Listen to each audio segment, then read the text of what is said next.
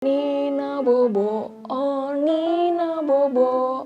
Kalau Nina insom, lo kok gimana sih?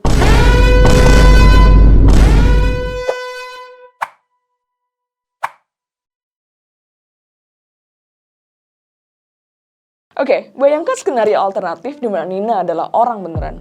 Dari kecil, ibunya nyanyiin dia Nina Bobo. Tapi dia susah banget bobonya. Setelah berhasil bobo, Nina malah mimpi buruk. Bukannya bawa Nina ke dokter, orang tuanya malah nyuruh Nina berdoa dan meditasi. Masalah tidur Nina makin parah sejak dia kuliah di FISIP. Kombo nugas terus sama insom bikin dia stres. Udah jatuh, ketiban tangga pula. Nina jadi kemudian. Dia gampang capek, suka marah-marah, sama nangis sendiri. Terus sering sakit. Akhirnya ada ke dokter dan didiagnosis psikiater, depresi, gangguan cemas, dan insomnia. Kamu ngerasa relate dengan perasaan Nina?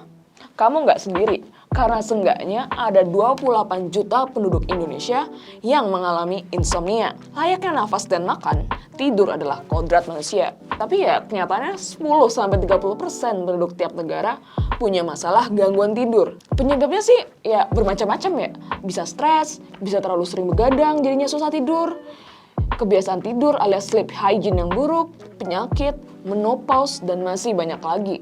Lihat kantung mataku ini. Kantung mataku punya kantung mata. Tapi ternyata letak tempat tinggal, status sosioekonomi yang rendah, dan merokok juga menentukan nasib seseorang insomnia atau enggak. Penemuan tadi itu berasal dari penelitian Peltzer dan Pengpit di tahun 2019. Mereka berdua mensurvei 31.432 penduduk Indonesia dan hasilnya lumayan bikin sedih sih. Soalnya 33,3% alias 1 dari 3 responden terindikasi berada di ambang insomnia dan 11,1% alias 1 dari 10 responden mengalami insomnia klinis. Yang paling sering terindikasi insomnia adalah laki-laki usia 15-34 tahun diikuti perempuan 45-64 tahun, lalu perempuan usia 15-34 tahun. Faktor-faktor seperti umur, kondisi sosioekonomi, domisili di kota, kurang beriman, pernah mengalami kelaparan pas kecil, dan pernah mengalami bencana menaikkan kemungkinan seseorang untuk menderita insomnia. Mungkin ini salah satu pertanda untuk kita lebih banyak beribadah sih.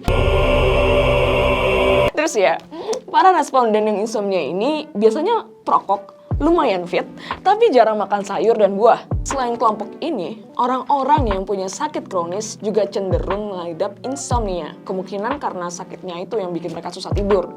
Nah, itu kan dari populasi umum. Gimana dengan populasi yang terkenal sering begadang karena ngejar deadline, yaitu mahasiswa? Penelitian Peltzer dan Pengpit di tahun 2014 menunjukkan 39% dari 750 responden mahasiswa Indonesia punya insomnia. Nasibnya jauh lebih ngenes daripada tetangga kita, Thailand, yang mahasiswa insomnia cuma 3%. Dan menariknya, juara satu mahasiswa paling insom dan paling stres adalah anak sosum, diikuti anak kesehatan, dan juara 3 adalah anak saintek. Oh iya, penelitiannya sendiri dilakukan pada 450 mahasiswa Universitas Indonesia.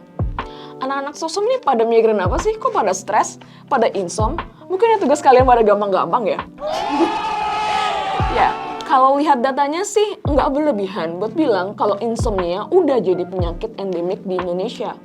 Sayangnya, ya penyakit ini kurang mendapat perhatian nasional. Tapi ya, jangan stres kawan-kawanku.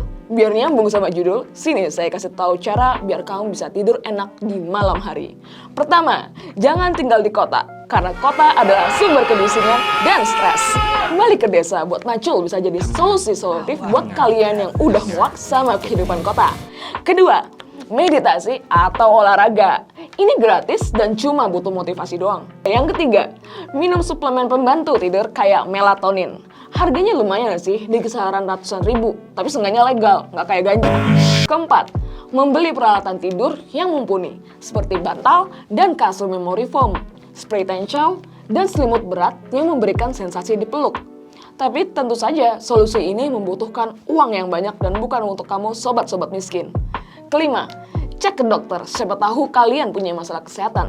Jangan self-medicate kayak artis-artis yang ketangkap di TV. Kalau tips-tips ini nggak berhasil, ya bukan salah kalian juga sih. Soalnya memang isu ini isu sistematis yang solusinya harus diselesaikan secara sistematis pula. Demikian dari saya, semoga tidur kalian enak malam ini. Dadah, saya mau bobo lagi.